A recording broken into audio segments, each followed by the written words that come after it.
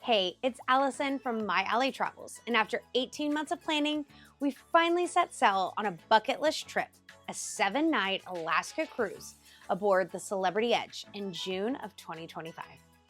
We started planning back in January of 2024 and made the most of every moment, from helicoptering onto a glacier to cruising down the Endicott Arm, spotting whales, riding historic railways, and soaking in some of the most unforgettable views you've ever seen. In this video, I'm giving you the full overview. What we loved, what we'd skip, and what we paid, and whether this cruise is a good fit, especially if you're bringing kids. And if you're dreaming of your own Alaska adventure, I'm a travel advisor and would love to help you plan it at no extra cost to you. My contact information is below. Let's dive in.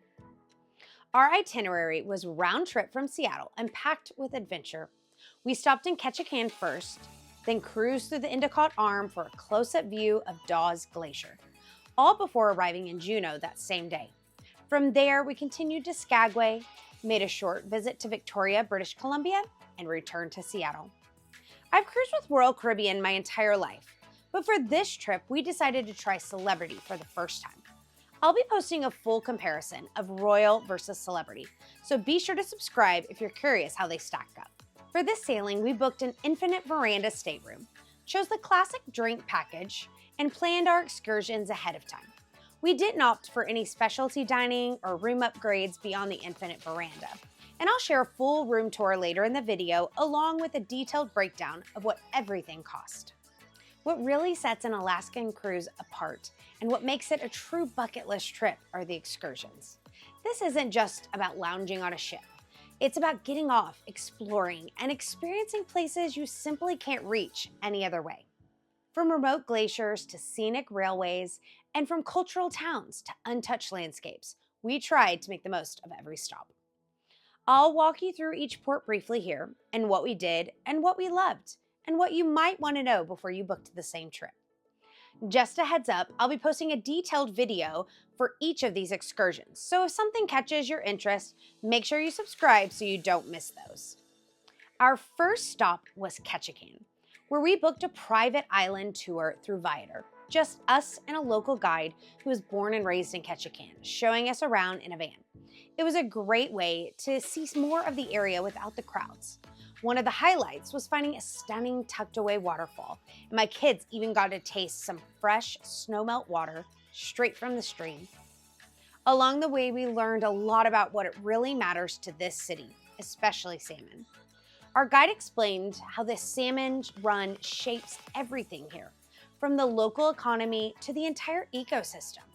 Hearing it from a local really helped us understand how connected the people are to the land and the wildlife. We also made a stop at Herring Cove, which is usually great for spotting wildlife like bears, eagles, and seals. But we were just a little early in the season for the salmon run, so while it was a beautiful spot, we didn't catch any wildlife that day besides several bald eagles.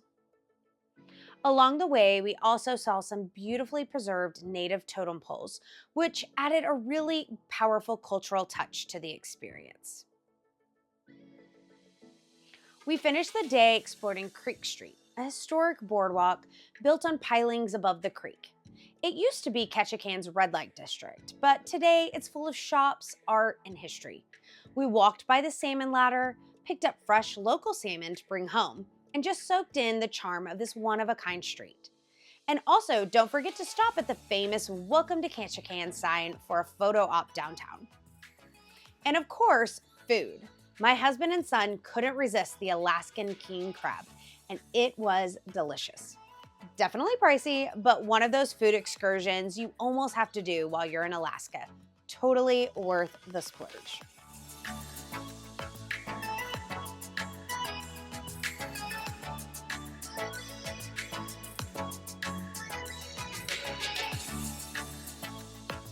One of the biggest highlights of the entire cruise was our scenic day cruising through Endicott Arm to Dawes Glacier. It was an early start. Our itinerary had us entering the Endicott Arm around 4:45 a.m. My husband got up early to find a good viewing spot, but honestly, he really didn't need to rush. It took about an hour or more to reach the Narrows, and that's when the landscape really started to transform. We spent most of the morning on the top deck near the rooftop garden, which gave us an easy way to move from side to side as the scenery shifted. Outside was definitely the best view. Crisp air, unobstructed sights. But inside the ship, they actually had a naturalist narrating the journey over the PA system. But just note, those announcements aren't played outside to protect the environment, so you won't hear them if you're out on deck.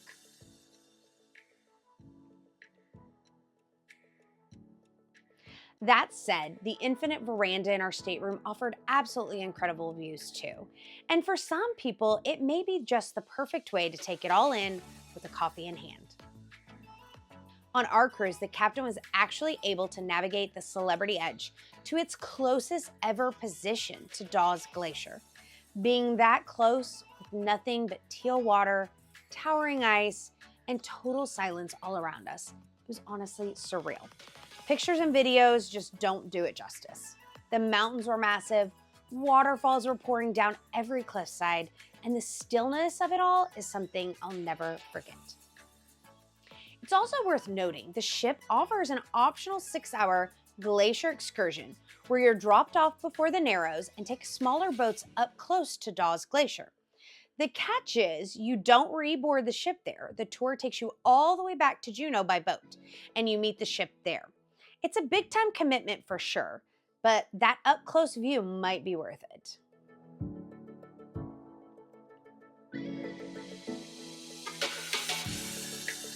Our next stop was Juneau, the capital of Alaska, and the highlight of our entire cruise.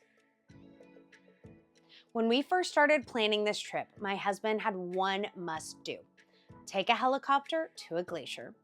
This was the thing he was most excited about, and we knew we had to make it happen. As soon as we docked, we took a short 20-minute ride from the port to the airport and checked in for our flight. I'll be honest, I was a little nervous when the helicopter first took off because this was my first helicopter ride and I'm afraid of heights. But that feeling faded almost immediately as we soared over Juneau and into the mountains. The views were stunning.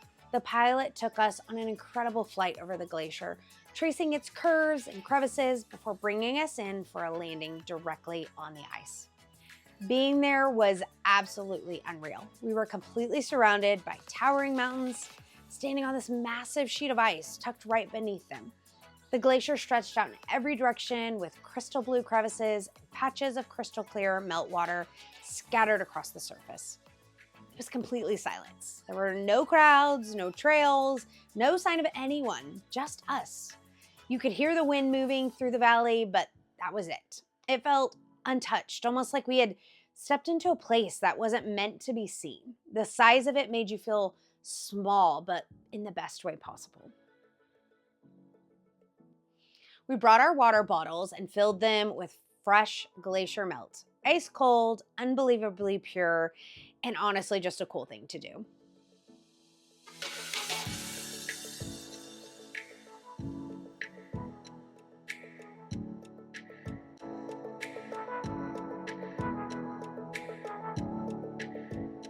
After the flight, we headed back into Juneau, explored a little of the town, had some fresh food, and made our way back to the ship, still taking in what we had just experienced. I would say Juneau itself isn't exactly a showstopper of a town. It's fine to walk around for a bit, but there's not a lot to see just staying in the city. So if you're stopping here, it's definitely an excursion port. The real beauty is out beyond the downtown area. Whether it's flying to a glacier or whale watching or something else, you'll want to get out and explore. If a helicopter tour is something that you've been thinking about doing, do it. It is an absolute must. Book early because these excursions will fill up fast and you don't want to miss your shot. I'll break down exactly what we paid for this and everything else at the end of the video.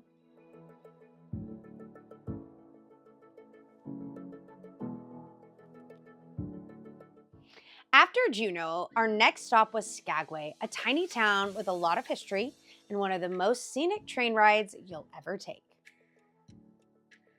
We did the White Pass Scenic Railway, which follows the original Klondike Gold Rush route all the way up to the mountains, and actually crosses into Canada at the turnaround point.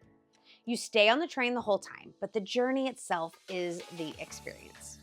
The ride winds along the cliff edges, crosses wooden trestle bridges, and climbs steadily through the valleys surrounded by waterfalls, pine forest, and open mountain views. The scenery just kept getting better the higher you went. By the time we reached the summit, we were surrounded by snow-covered peaks. It was beautiful, and we were told, though by late June or early July, most of that snow would be gone. So if you're cruising earlier in the season like we did, it's a great time to catch those views. The narration during the ride shares a lot of stories from the Klondike era, which really helps bring the whole experience to life. It's definitely a bit touristy, but in the best way, and it's genuinely worth doing, especially if it's your first time in Skagway. After several packed excursions days earlier in the trip, this one felt like a really nice change of pace. It was relaxing, scenic, and gave us a chance to just sit back and take it all in without having to hustle around. After the train, we walked around Skagway's downtown. It's small, really easy to get around, and full of historic charm. Think Gold Rush storefronts and wooden sidewalks. It almost feels like you're on a movie set. We grabbed lunch at the world-famous Skagway Brewing Company and headed back to the ship with no rush.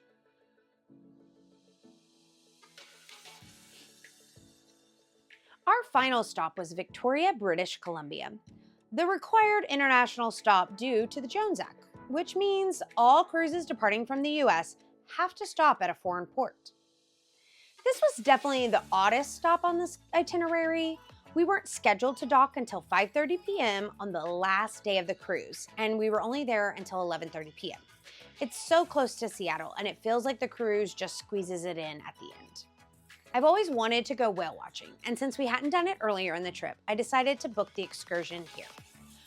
Honestly, it was a bit more than I expected. We ended up going over 30 miles out to find whales, and the water was especially rough that evening, with swells around 1.5 to 2 meters. It wasn't the most comfortable ride. We did end up spotting a humpback mother and her calf, and seeing them up close in the wild was incredible. A powerful moment for sure. But we only spent about 15 minutes with the whales before we had to start the long ride back. The entire excursion was over 3 hours on the boat, and several people around us got a little seasick. Although I did hear from crew that was definitely one of the roughest sea days they had had in a while. So if you decide to do it in Victoria, you may fare better than us, but just note it could be a little rough out there. I'm definitely glad I did it.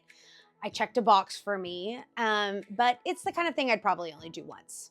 If you're thinking about it, bring some nausea medicine just in case the seas are a little rough during your trip.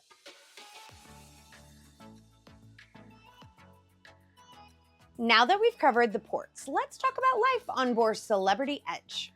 This ship really did feel like a floating boutique hotel. Modern, elegant, and designed for relaxation. Everything about it felt high class, but still approachable with thoughtful details, beautiful spaces everywhere you turned. First, let's do a quick room tour. We stayed in an Infinite Veranda stateroom, room 8158, and this was our first time trying the Infinite Veranda.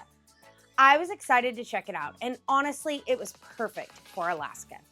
The big selling point is that instead of a traditional balcony, the entire outer wall becomes a floor-to-ceiling window that you can lower with the push of a button. It gave us more usable space in the room, and with the cooler weather outside, we often had the window down to enjoy the fresh air and incredible views without ever leaving the cabin. One thing to note, when the window is open, the AC turns off. That's totally fine in a cooler climate like Alaska, but I'm not sure we'd love that setup on a warmer itinerary. For this trip, though, it worked out beautifully. The rest of the room worked well for our family of 4. The couch pulled out into 2 separate beds, a trundle setup, which worked great for our 2 sons. The king bed was also super comfortable, and we slept great all week. As for storage, it's probably just right for 2 people, But with 4 of us and all the layers and jackets that come with packing for Alaska, I was cramming things into every corner I could find. The bathroom is sleek and surprisingly roomy, with a glass walk-in shower and shelves to keep everyone's stuff organized. It didn't feel cramped at all, even with 4 people sharing it. Everything's smart in here. There's a central control panel near the entrance for the lights, temperature, and room settings. The Infinite Veranda window is controlled separately with buttons near the window itself. The whole setup made it easy to adjust everything just how we wanted it. Overall, the layout made the most of the space, and the Infinite Veranda really helped the room feel open and flexible. It was one of the reasons our family was comfortable all week. A few pro tips to make the most of your room: bring some magnetic hooks or clips. The walls are actually metal, so they're perfect for hanging jackets, bags, lanyards, or papers. An over-the-door shoe rack is a game changer for organizing smaller items. And don't forget a pop-up travel hamper, great for keeping dirty laundry out of the way. I'll include links to all of those items in the description below. Now let's talk about the food, because that's a big part of our cruise experience. The buffet on this ship was hands down the best I've ever had on a cruise. Every lunch and dinner had a different theme: stir fry, seafood, prime rib, desserts, and the quality was excellent across the board.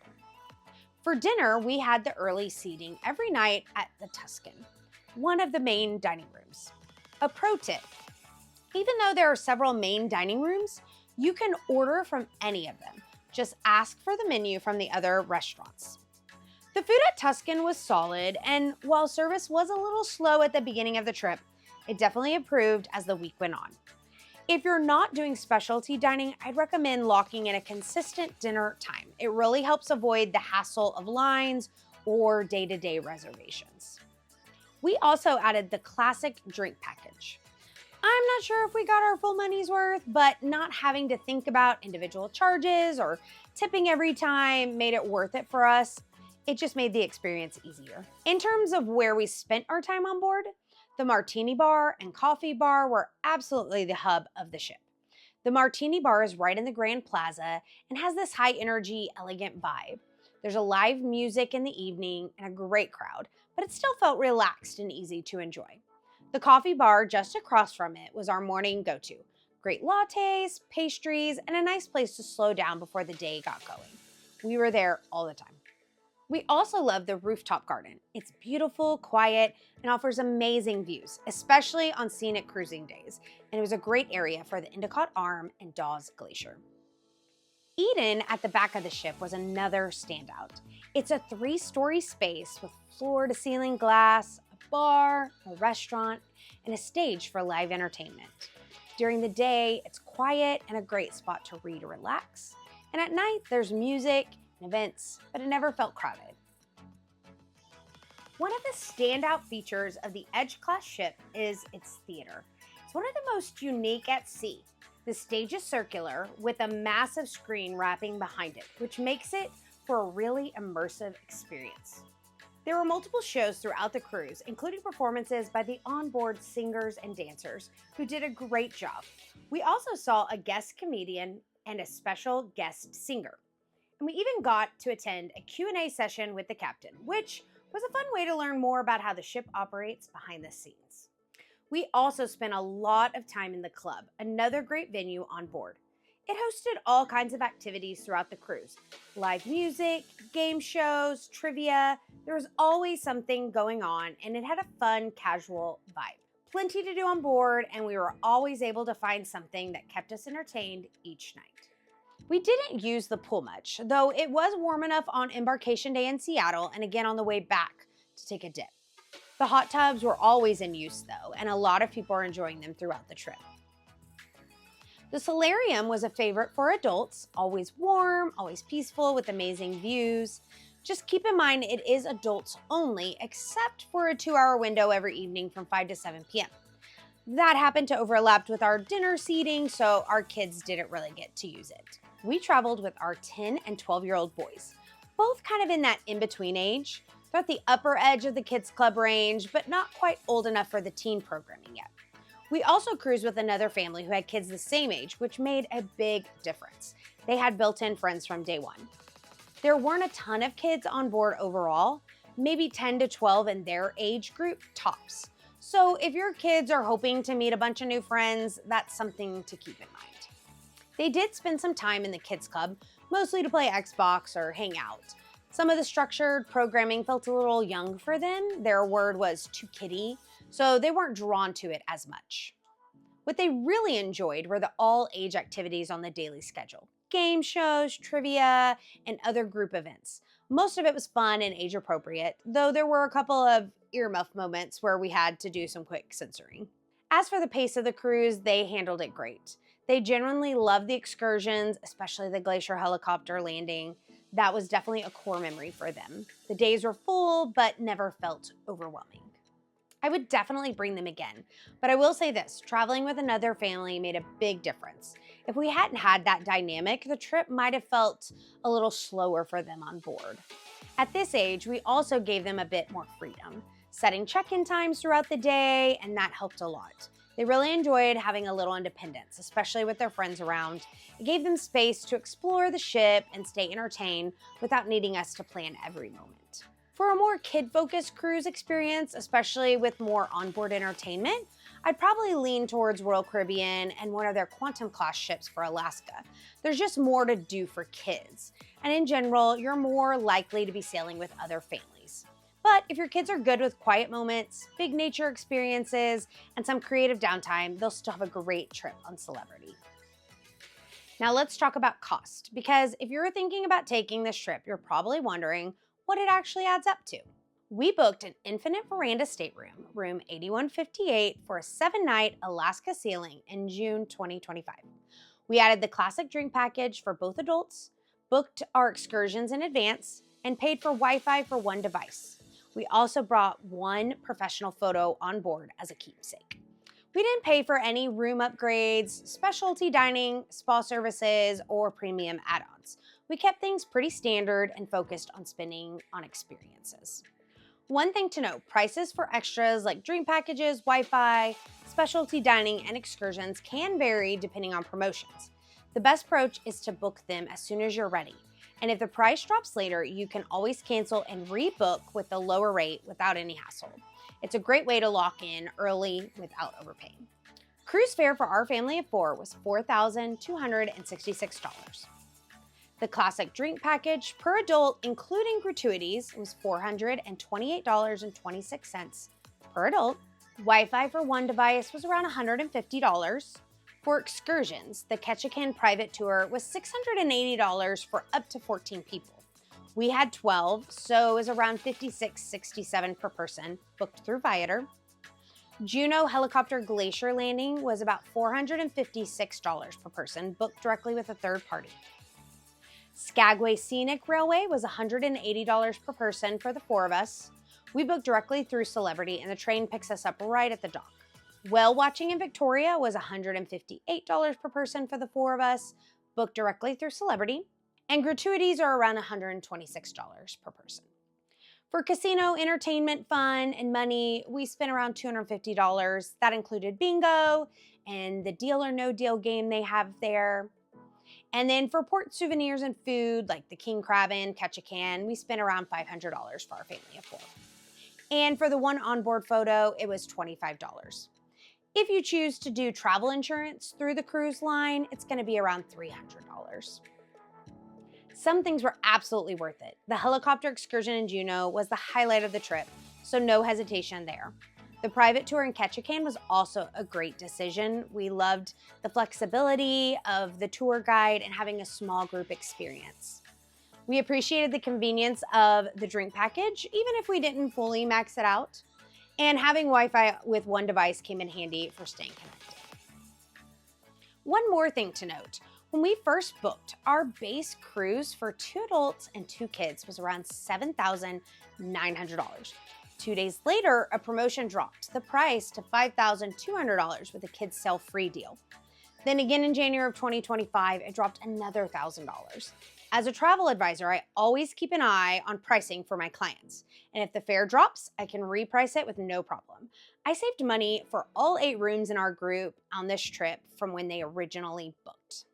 So if you're planning a trip like this, book early to get the itinerary and ship you want and the room and location you want. And I'll make sure you're getting the best possible price if it changes later. A few things we probably wouldn't do again. While watching in Victoria, it was rough, long, and while it was amazing to see the whales, it wasn't something I'd want to repeat. And depending on how much you drink, the package may not be necessary on a future trip. A la carte might make more sense. Overall, this isn't a budget vacation, but if you plan ahead and prioritize the right experiences, it can absolutely be worth it. Book excursions early, especially anything involving glaciers or helicopters, and don't feel like you have to upgrade every piece of the trip to have a great time. We really focused on making the most of what was included, and it paid off. This trip was everything we hoped it would be. It checked the bucket list boxes, gave us time to explore Alaska the way we wanted, and created memories that we'll be talking about for years. Would I recommend this cruise? Absolutely. Especially if you're looking for a more relaxed, scenic experience that puts the focus on nature and excursions over onboard entertainment. And if you're planning a cruise like this and have questions, feel free to reach out. I'm a travel advisor and would love to help you plan a trip that fits your style at no extra cost to you. You can email me at allison@mylatravels.com. And if you want a deeper look at each excursion, I've got full videos coming for every stop we made. From the Glacier Landing to Creek Street to the White Pass Railway. Be sure to subscribe so you don't miss those. Thanks for watching, and I hope I can help you plan an incredible trip of your own.